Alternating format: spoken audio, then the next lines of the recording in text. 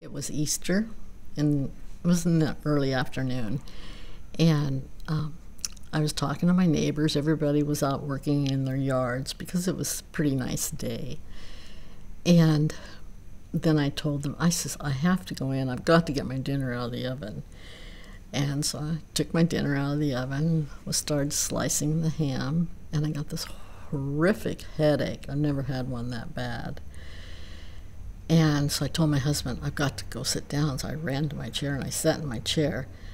And just as I was going to the side, I told him 911. And he's very hard of hearing, but he heard the 1-1 and knew exactly what I wanted.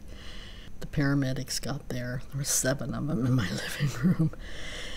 And so anyway, and I couldn't speak, and they were doing all the, getting me ready to go.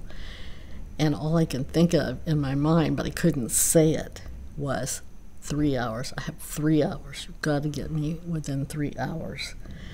So then they took me over to St. Helena Clear Lake. They gave me the shot, which I didn't know they had given me the TPA then.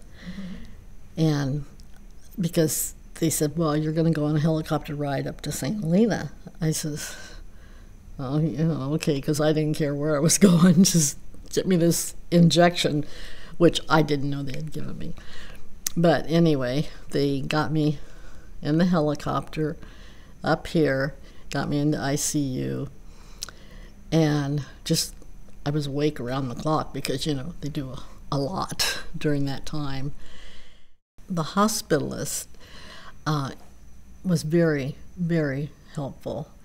And he said, well, we're going to find out what caused this. And Dr. Sakopoulos was on vacation, but he came in, which I thought was pretty nice. And so he said, we're going to do MRIs, CAT scans, ultrasounds. And then he found my right carotid artery was blocked. Since I've had the surgery, I've felt so much better. I had a residual headache for a couple of weeks, but it's finally subsided, and now I just do everything I did before. My husband had to eat that Easter dinner by himself, and I still have a ton of ham in the freezer.